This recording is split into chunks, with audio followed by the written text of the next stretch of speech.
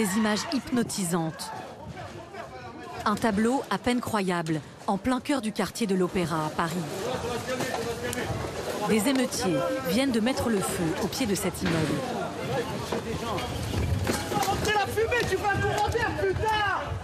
Les habitants sortent en panique. Cette voisine apporte alors des seaux à champagne remplis d'eau. Partout, il y a le feu partout.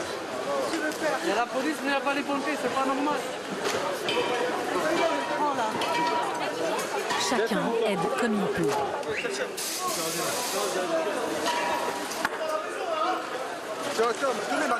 Dans ces rues, cela fait 19 jours que les poubelles n'ont pas été ramassées. Les montagnes de déchets alimentent les flammes et se propagent au rez-de-chaussée du bâtiment.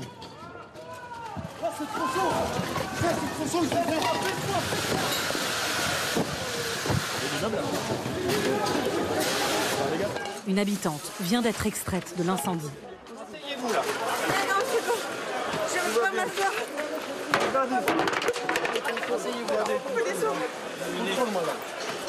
Asseyez-vous, calmez-vous. Voilà. J'ai d'autres de bonnes mains. Ça va? L'immeuble a été évacué. Il y a les pompiers. Il y a une lance qui va arriver au quai. Je suis descendu une extrémiste avec l'extincteur de la cage d'escalier et d'un coup tout a pris feu. Gaz.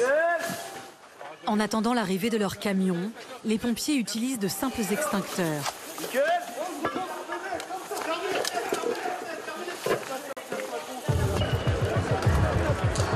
Au même moment, partout dans le quartier, des émeutiers allument de nouveaux incendies.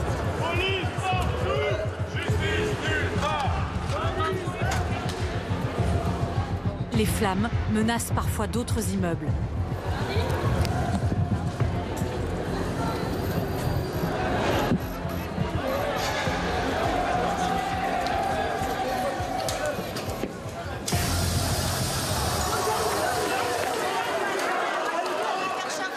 Pour les policiers, il y a urgence. Il faut interpeller au plus vite ces groupes d'incendiaires.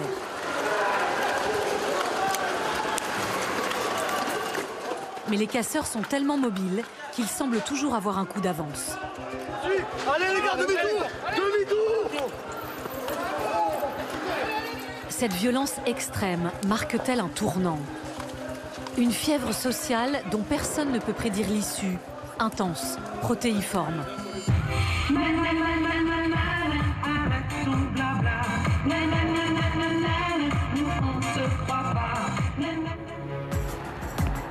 Quel est le visage de la révolte? Qui a envahi la rue? Nous avons suivi des étudiants, fer de lance du mouvement, surmotivés. Certains se mobilisent même pour la première fois. Je me suis dit que je pouvais plus passer à côté de la manif et qu'il fallait que je fasse entendre ma voix moi aussi. Les syndicats, plus classiques, témoignent eux d'un ras-le-bol, d'un quotidien en souffrance. On ne demande pas grand-chose, quoi. On demande juste à vivre dignement notre travail. Quelles sont les nouvelles formes de cette contestation? Blocage, manif, sauvage. Reportage avec ces Français, au cœur de la colère. On traverse le pont, on voit à peu près qu'on va voir combien... C'est un rendez-vous spontané. Une cinquantaine d'étudiants, déjà en lutte depuis des semaines, se retrouvent ce lundi soir sur une place du 13e arrondissement de Paris. Bon les camarades, on va à Tolbiac et on y va en groupe. À leur tête, Mathis, étudiant en master de physique et militant au parti d'extrême gauche, NPA. Alertés par leurs collègues de la fac de Tolbiac, qui tentent de bloquer l'université, ils sont venus leur prêter main forte. Là, on va aller voir quel est le dispositif policier devant Tolbiac pour s'assurer que les jeunes qui sont venus pour protester ne se fassent pas nasser dès qu'ils sortent du métro. Parce que dans ce cas-là, bon, on ne peut pas faire grand-chose.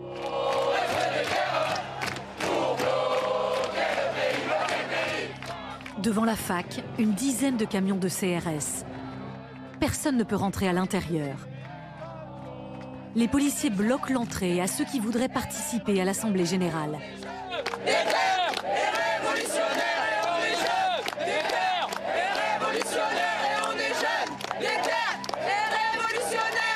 Derrière les grilles, sur le parvis, les étudiants sont galvanisés.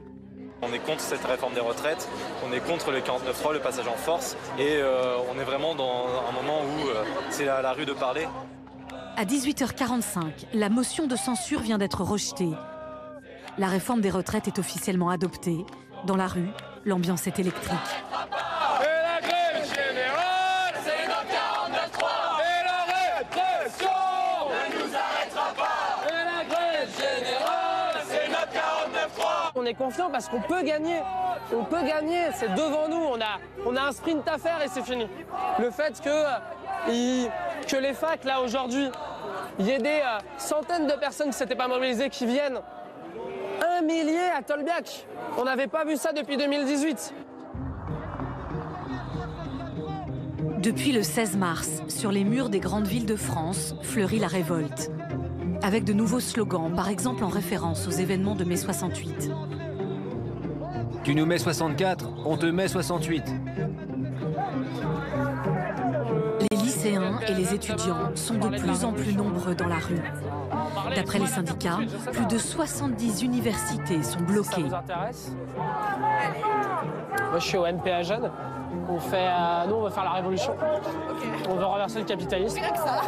Ils se servent des réseaux sociaux sécurisés comme WhatsApp et Telegram pour se donner des points de rendez-vous et rallier plus d'étudiants à leur cause. Là, par exemple, c'est moi qui ai envoyé la position sur le groupe pour dire voilà, c'est ici qu'on se retrouve. Là, vu qu'on va marcher, s'il y a des gens qui arrivent en retard, ils vont pas venir ici, comme ça ils peuvent nous rejoindre directement. Et on soutient avec les éboueurs, en bas, les réquisitions, les vrais déchets, c'est les patrons. Et en bas, les réquisitions, les vrais déchets. Matisse prend alors la tête d'un cortège autorisé par la préfecture. Il faut poser le problème de la grève générale et plus généralement de la révolution et de quelle société on veut derrière.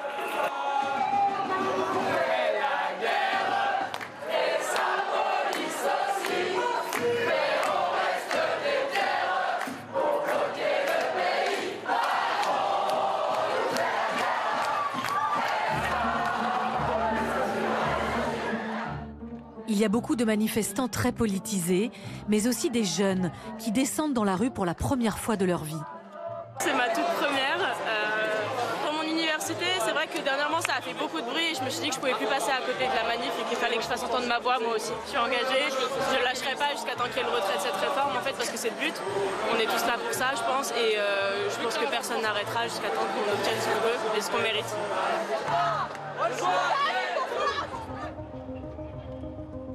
Un pays en plein embrasement. Les manifestations font tache d'huile partout en France. À Lille, Bordeaux, où même la porte de la mairie a été incendiée jeudi soir.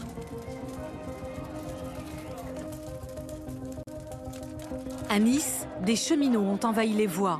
À 60 ans, on s'est battu pour la gagner, on se battra pour la garder.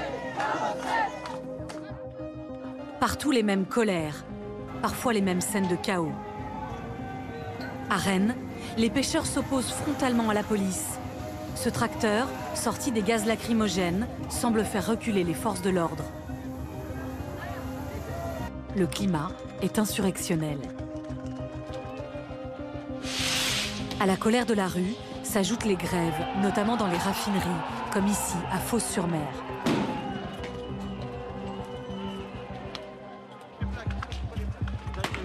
Au Havre, la raffinerie Total est en grève. L'approvisionnement des aéroports franciliens atteint un niveau critique. Joanne a 44 ans, 17 ans de lutte sociale à la CGT. Après le blocage d'un rond-point... Harfleur, nous, ou CU? Ok, c'est, on va faire un petit coucou alors. Il est où le délégué? Il est là. Il rejoint les éboueurs, en grève aussi depuis 2 semaines. Ça va ou quoi? Ouais. Bon. Comme il faut? Ouais. Bon, donc on a fait la petite OP là-bas ce matin. C'était pas mal. Ça fait du bien là, que vous débarquez. Ouais. Bah là, il y a du monde, hein. Ouais, ça sera bien. Il y a combien? 5 points de blocage? Bah là, il y en a moins maintenant parce qu'on a du mal à y tenir. Donc, ouais. Porte principale. Voilà. Là, t'as tout, là. C'est pour être visible, quoi. Là-haut, la ville du va commencer à prendre le relais. Vu que c'est bien, que c'est pas des gros salaires. Donc c'est un sacrifice énorme qu'ils font. Hein, donc c'est courageux, c'est vraiment courageux de tenir autant de temps. Ils ont été délogés la semaine dernière. Ils sont revenus 3 fois plus depuis, ils tiennent. Le mouvement va-t-il s'étioler ou se durcir? Le blocage économique du pays peut-il s'intensifier? Johan et ses camarades doivent décider quelles actions mener dans les jours à venir. Avant l'Assemblée générale, ils improvisent un barbecue, à l'heure précise où le président de la République, Emmanuel Macron, s'adresse aux Français. Ici, personne ne l'écoute. Je pense que là, il parle surtout pour sa petite cour. Voilà, donc on l'écoute plus. Il nous écoute pas, on l'écoute plus. La réforme des retraites n'est pas la seule cause de leur colère. Il y a ce trop-plein, comme ils disent. Les mois à découvert, l'inflation et surtout un sentiment d'injustice qui les ronge. Ça va plus loin que la retraite. Il y a aussi un gros problème de répartition des richesses. Clairement, on voit que depuis le Covid, c'est la crise soi-disant. Oui, c'est la crise pour les salariés, pour les citoyens, mais c'est pas la crise pour le CAC 40. Du pognon, il y en a, il est juste mal réparti, c'est tout. On ne demande pas grand-chose, quoi. On demande juste à vivre dignement notre travail. Les gens, ils veulent travailler, ils veulent participer au bien commun et tout. Mais les entreprises, elles ont abandonné la nation, quoi, en réalité. Manu, on t'attend. On va faire une AG, on va mettre des actions en place et on va souffler sur les braises. L'Assemblée générale commence dans une ambiance surchauffée. Bon, vous avez tous regardé les médias, ça forme de partout. On est mercredi, on est en semaine, c'est même pas un appel national. Il court de partout. Hein, parce que M. Macron n'a pas entendu, on va y expliquer autrement. Et on va travailler maintenant.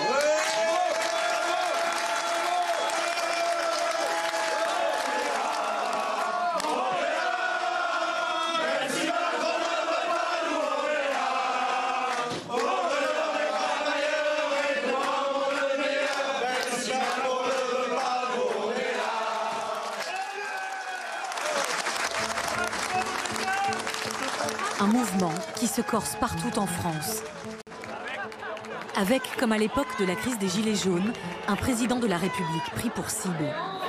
Il est décrit comme un roi soleil, hermétique à la souffrance du peuple. Des slogans haineux le comparent à Louis XVI et promettent sa décapitation. Cette manifestante a fabriqué une guillotine. Mais le rejet du pouvoir, la violence contre ces symboles, dépasse la personne du président de la République. Là, ce qui me semble un peu nouveau, c'est que cette violence, elle est élargie à l'ensemble des politiques. Enfin, c'est-à-dire qu'elle se manifeste vraiment quand on met le feu à des permanences, quand on met le feu à des mairies, quand on attaque aussi de manière aussi violente des symboles du pouvoir, beaucoup plus large même qu'Emmanuel Macron. Je pense que ça traduit une crise, une défiance vis-à-vis de la politique qui s'est très aggravée sous le mandat d'Emmanuel Macron. Agnès Evren n'est pas une bleue. 20 ans de politique derrière elle.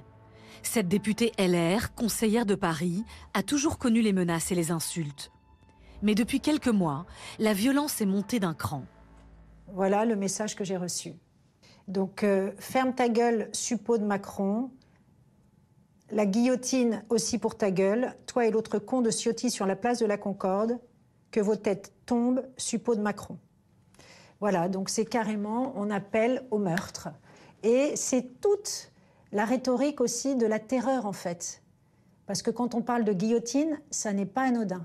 On parle d'une décapitation. Mon sujet, il n'est pas ma petite personne. Il est de penser à tous ces élus locaux qui, jour après jour, subissent des menaces physiques sur leur intégrité physique. Et donc, il est important qu'on se rende compte aujourd'hui qu'il y a une forme de, de rhétorique insurrectionnelle dans ce pays, qu'il y a un climat de violence, un climat d'insécurité permanente et que ça conduit à des menaces sur les personnes. Et ça, moi, je ne l'accepte pas. La contestation de la rue prend une forme inédite. Aux grandes manifestations classiques s'ajoutent des rassemblements spontanés. Depuis le 19 janvier, plus de 2000 mouvements non déclarés ont éclaté partout dans le pays. Pour se retrouver, les manifestants se servent des réseaux sociaux. Le gouvernement au bûcher. Rendez-vous 19h, place des Jacobins. Il y a plusieurs points de ralliement dans toutes les grandes villes de France.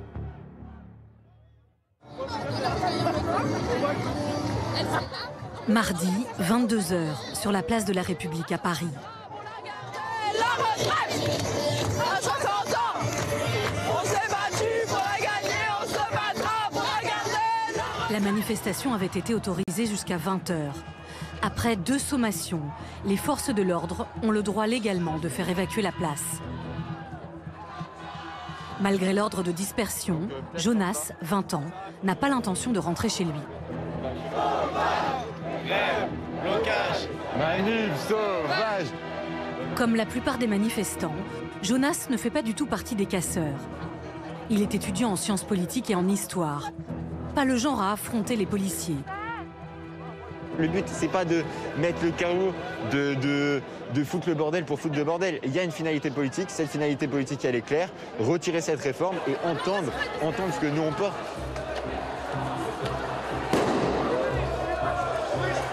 Les policiers repoussent la foule pour la disperser.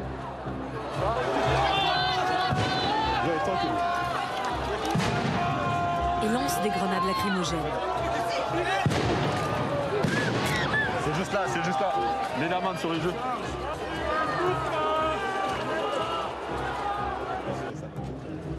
Les manifestants veulent occuper les rues alentours. Les forces de l'ordre cherchent à les encercler et fermer la place. Commence alors un jeu du chat et de la souris. En fait, viens pas parce qu'on est en train de se faire bouger là. Ça nasse. Bah, non mais je sais pas, mais on est en train de se faire nasser, donc viens pas quoi. Justine, elle a dit, elle a entendu des flics dire ceux qui sortent pas maintenant, on les embarque. Jonas, qui n'est pas habitué à la violence, se retrouve au milieu de poubelles enflammées, d'une guérilla urbaine. Qu'est-ce qui se passe? Bah on sait pas trop, mais ça court. Il y a la brave qui arrive.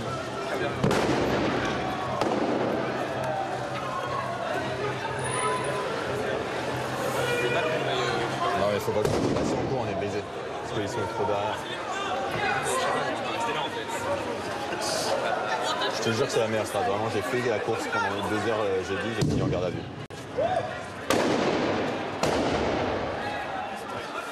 Pour ne pas être interpellé, Jonas connaît déjà les techniques. Quand on court, ils courent derrière nous parce qu'ils se disent qu'on a quelque chose à reprocher. Et c'est le moment où on risque de prendre des coups, etc. Et quand on se pose contre un mur et qu'on lève les bras, voilà, ça va mieux.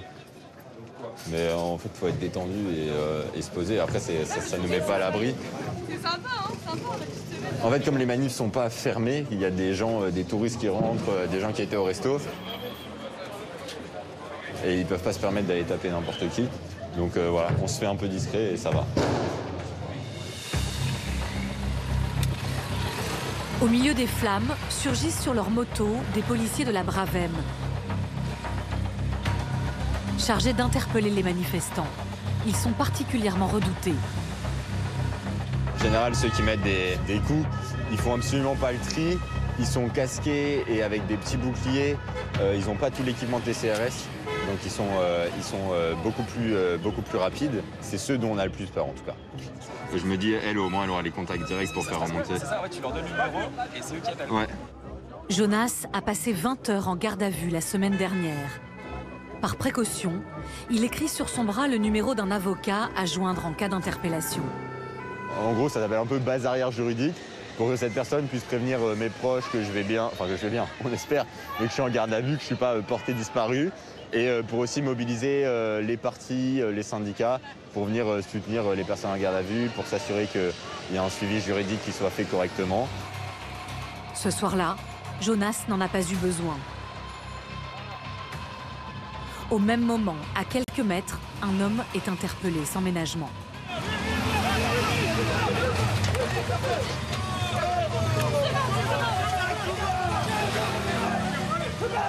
Les forces de l'ordre ont-elles recours à un usage disproportionné de la force? Sur les réseaux sociaux, de nombreuses personnes dénoncent des comportements jugés inappropriés. Ici, des manifestants interpellés massivement, agenouillés, de force, les mains sur la tête. Bouge! Journaliste, j'ai une carte de presse. J'ai une carte de presse. Dépêche-toi! Une carte de presse. Sur cette vidéo, c'est un policier qui apostrophe crûment un manifestant en lui tirant dessus. Tiens, ramasse les couilles, enculé!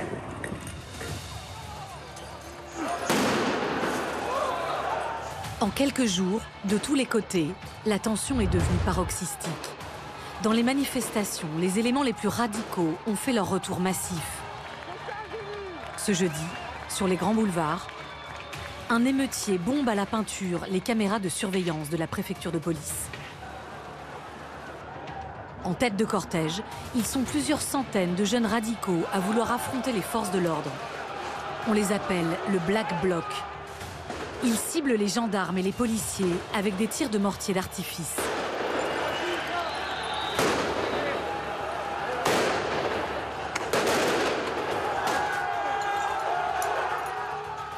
En face, les forces de l'ordre répliquent avec du gaz lacrymogène.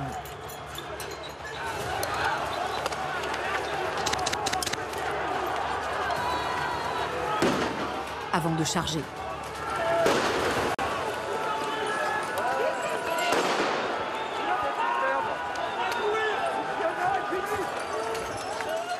Les policiers sont ici obligés de reculer sous un déluge de projectiles, bouteilles de verre, pavés.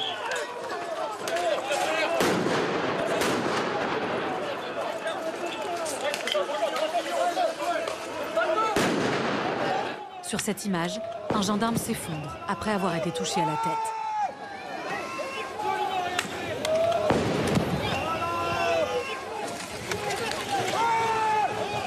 Un va-et-vient violent de part et d'autre. Ici, des policiers tentent d'interpeller des membres du Black Bloc, réfugiés dans le cortège syndical. Ils frappent sans distinction.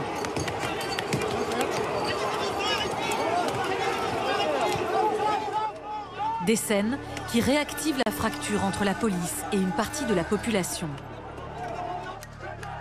Une haine revendiquée par les casseurs.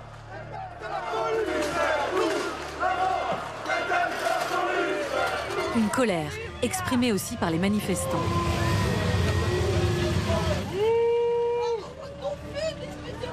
Et pas forcément les plus jeunes. Pourquoi taper sur le peuple, nom de Dieu? Vous êtes là pour nous défendre. Vous êtes là pour nous défendre le peuple, nom de Dieu. Macron, il se fout de votre gueule et vous continuez à l'aider. Vous êtes pas que les pigeons. La réforme, elle est concernée, vous êtes concernés avec la réforme. Vous êtes des esclaves. Vous n'avez pas des enfants et des femmes. Vous tapez des vieux. Hier, il tapait des vieux, il tapait des jeunes. Il tape tout le monde, de toute façon. Vite-moi, la honte. Jusqu'où ira cette violence? Comment maintenant apaiser la situation? Alors que la communication semble aujourd'hui rompue, comme deux mondes qui se feraient face sans pouvoir se parler.